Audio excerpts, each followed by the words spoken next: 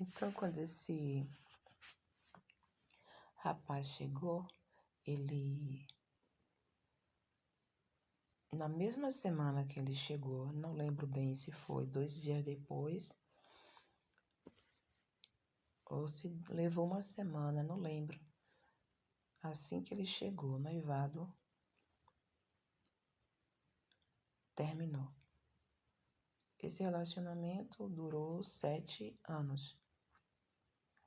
Entre namoro e noivado, durou 7 anos. E como a mente de criança, né? Mas eu fiquei com um sentimento muito grande. Eu não lembro se eu a vi ela chorar, não tenho lembrança.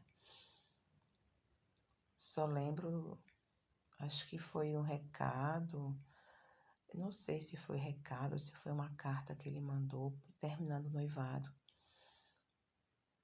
Tinha tido uma discussão, acho que entre ela e... Eu não sei se foi entre ela e a mãe dele que teve uma pequena discussão. E quando ele chegou, como se a mãe dele tivesse feito fofoca. E aí ele terminou o noivado. Eu fiquei muito triste, eu me lembro que eu fiquei muito triste, porque eu gostava dele.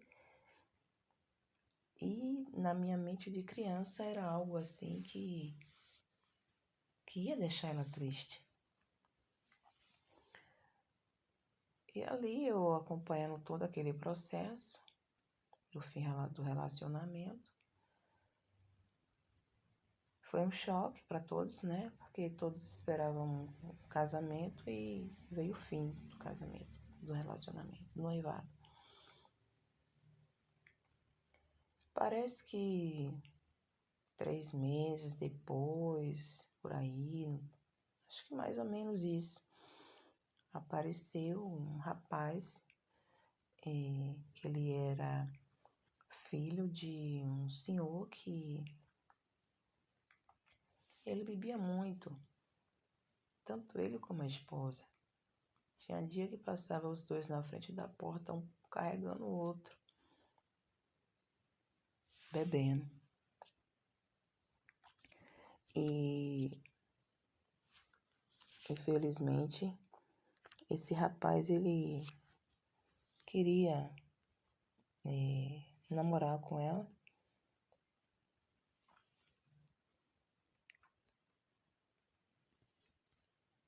E ela aceitou o namoro.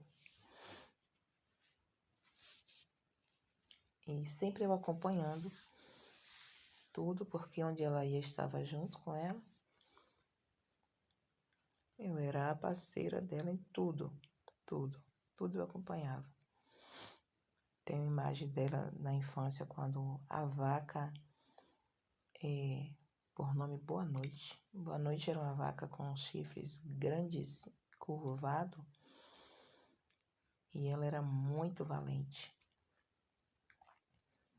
E lembro quando ela chegou toda arranhada, chorando. Acho que ela tinha 16 anos, era bem novinha, que a Boa Noite teria pego ela, jogado acho que no chão, em cima do arame, eu não lembro. Ela tem marcas, acho que no corpo até hoje, daquela situação. Tem até a imagem dela chegar, veio chorando. Tinha um local lá por nome Mandaçaia, era uma lagoa muito grande e era onde o gado bebia água naquela época. E ela chegou acidentada, e essa vaca pegou ela. E me lembro disso aí. Então eu estava presente em tudo na vida dela.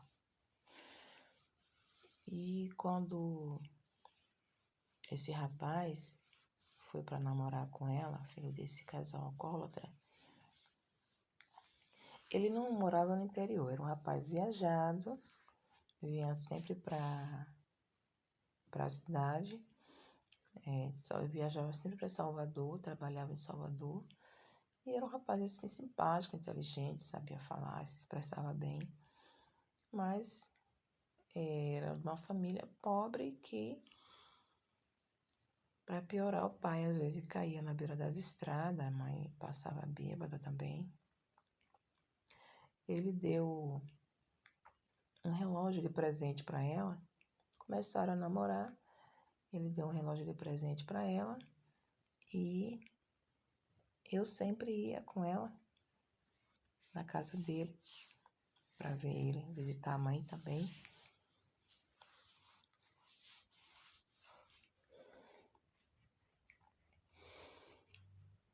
E acompanhei essa paquera aí. Ele ia lá e tal, rapaz, respeitador e tudo. Chegou um tempo que apareceu um outro rapaz. Esse rapaz já era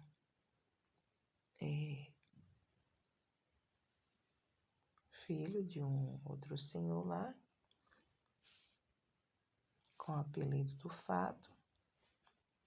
Já falei no vídeo anterior. E começou também a paquerar ela. E teve uma missa lá, perto lá de um local que chamava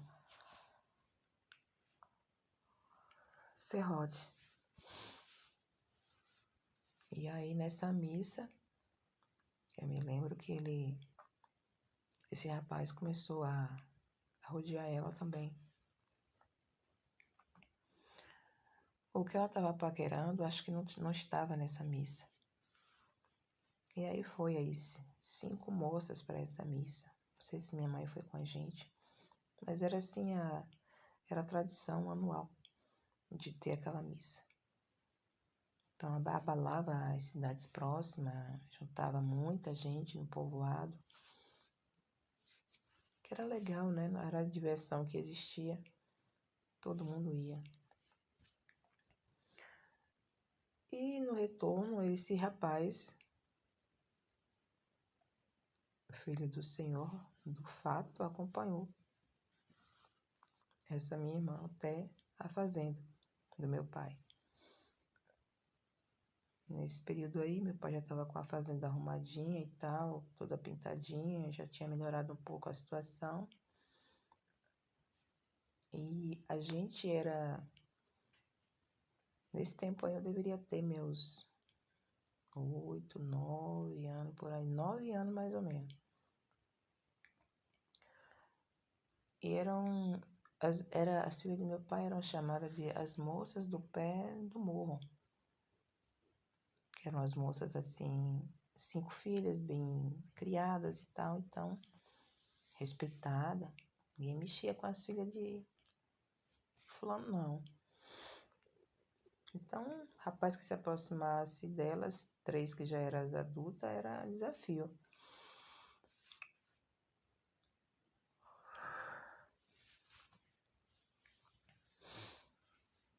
E esse rapaz acompanhou ela até a casa.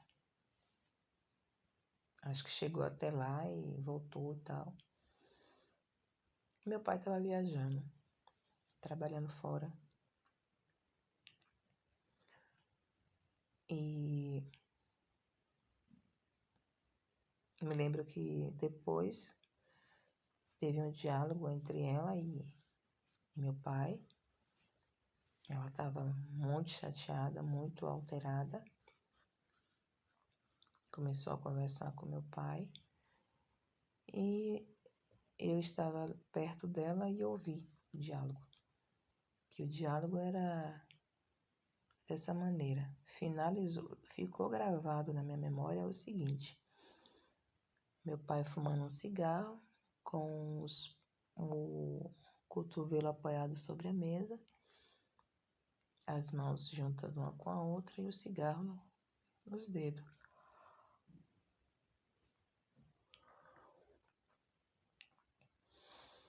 Ela se levanta, chega até a mesa, bate na mesa lentamente umas 3 vezes e fala a seguinte frase: com A ou com B, eu vou me casar. Mas que eu vou me casar, vou me casar. Meu pai se alterou nessa hora e disse o seguinte: Ô minha filha, já que tu quer casar, tu quer sair de casa, casa então com o filho de fulano do fato, porque pelo menos é pobre, mas não anda caindo pelas estradas, do que casar com o filho de fulano que anda caindo pelas, nas estradas. E aí, acompanhei essa frase, ficou na minha memória. Ela foi devolver o relógio que o rapaz tinha dado para ela. Eu estava com ela. Me lembro que ele ficou com os olhinhos cheios de lágrimas, esse rapaz. E ela foi embora. O rapaz, o filho do senhor do fato, começou a frequentar a casa, começou um namoro, começou ele fazer coisas para nos impressionar. E, por exemplo, o que ele fazia que impressionava? Eu, como criança, a outra também é pequenininha. Quando ele chegava, era assim uma festa na casa, ele comia pimenta, ele colocava um fósforo aceso dentro da boca, enchia a boca de fumaça, soprava em uma garrafa clara. Essa garrafa, dentro dessa garrafa, se transformava uma imagem que depois foi que eu fiquei sabendo que era a imagem do diabo que ele conseguia criar lá dentro. E eu via mesmo o formato da imagem com a fumaça que ele colocava na boca com o palito de fósforo. E não queimava a boca, eu ficava impressionada com aquilo. Eu achava aquilo impressionante. Só que quando ele soprava aquela fumaça, não sei se colocava também o fogo da vela dentro da boca, tudo que eu me lembro é que aquela fumaça crescia dentro daquela garrafa e se transformava em uma imagem com fumaça, claro, né? Você via o formato, como se vê uma nuvem, que às vezes a nuvem dá o formato, né? Às vezes a gente vê o formato de uma mão, de um carneiro, de um caminho, sempre a gente vê. E ali ele criava aquela imagem, a gente via aquele formato. Então era muita coisa que era impressionante. Ele contava muita história, muita história. Ele passava a maior parte do tempo, quando ia lá para lá namorar com ela, contando histórias. E a gente ria, se divertia bastante e tal. E ficou esse namoro. Ele chegava lá às vezes no final da tarde e saía já mais de 7 horas da noite. Que no interior tinha uma tradição. Quando dava 7 horas, meu pai dizia o seguinte: dá água para fulano lavar os pés, que já está na hora de dormir. E ali dava a mensagem para o cara cascar fora. E acompanhei essa situação aí de impressão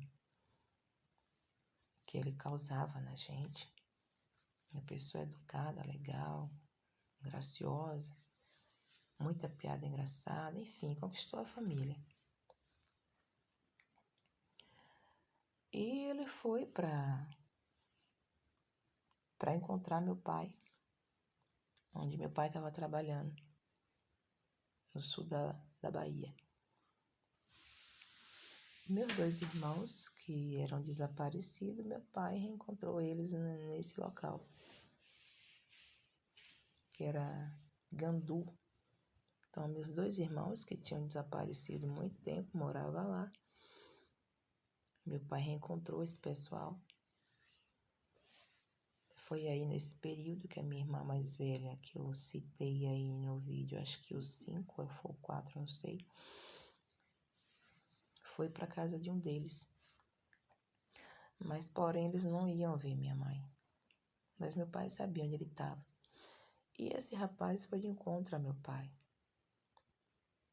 Ele chegou lá, pediu a mão da minha irmã em noivado, em casamento. Meu pai liberou o noivado. Quando ele chegou na roça, já falou para minha irmã que o pai já tinha autorizado noivado e que já ia marcar a data do casamento. Então foi assim 6 meses o relacionamento deles. 6 meses de namoro, noivado e casamento.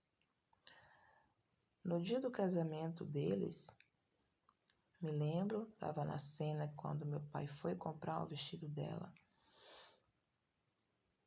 Ele chorou igual criança. Ele sentou no banco do varandado, como é chamado, né? E chorou muito. Chorou muito. Aí minha mãe foi lá, confortou ele, disse que não chorava, que a filha dele ia casar e tal.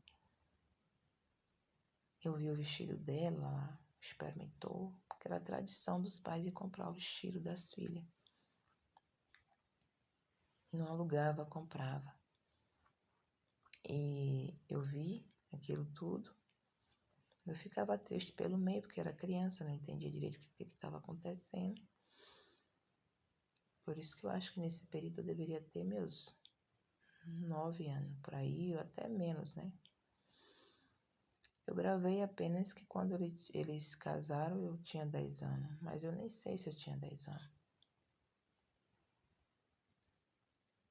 E então chegou a arrumação do casamento,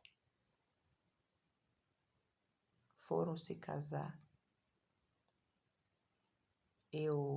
No dia do casamento, quando os carros começaram a chegar, eu fui chorar dentro dos pastos. Que eu era muito pegada a ela, eu dormia com ela e ali eu já não ia ter mais, né?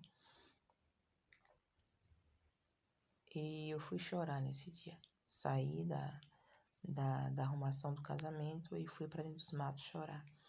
A minha sobrinha mais velha, filha do meu irmão mais velho, só andava grudadinha comigo também.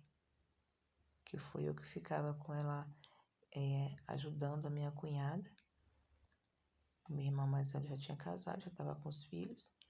Acho que estava na segunda filha, parece. Só me lembro que a mais velha ficava grudada comigo. E aí eu briguei com ela. Sai de trás de mim, só fica atrás de mim o tempo todo. E eu querendo chorar, chorar, chorar. E a menina atrás de mim começou a chorar também. E aí foi, né? Foi ter o casamento. Minha irmã caçula foi a da minha de honra. E a cena apaga da minha memória a festa. Apaga da minha memória o que foi que aconteceu naquela noite. Não gravo a lua de mel como é que onde foi, mas porém ela disse que foi na casa do meu pai, a lua de mel. Meu pai arrumou o quarto lá para eles ficarem, porque ele não tinha casa. E a lua de mel foi lá. Mais adiante ela contou que meu pai ligou o rádio a noite toda. Porque por causa dos momentos, né, do ato e tal, eu dormi, não sei. Só sei que eu nem me lembrava dessa cena de ter sido a lua de mel lá em casa. Na fase adulta foi que ela falou que a lua de mel tinha sido lá, que eu não lembrava. Não lembro nada disso aí. E aí a lua de mel foi lá em casa, porque ele não tinha casa para levar ela.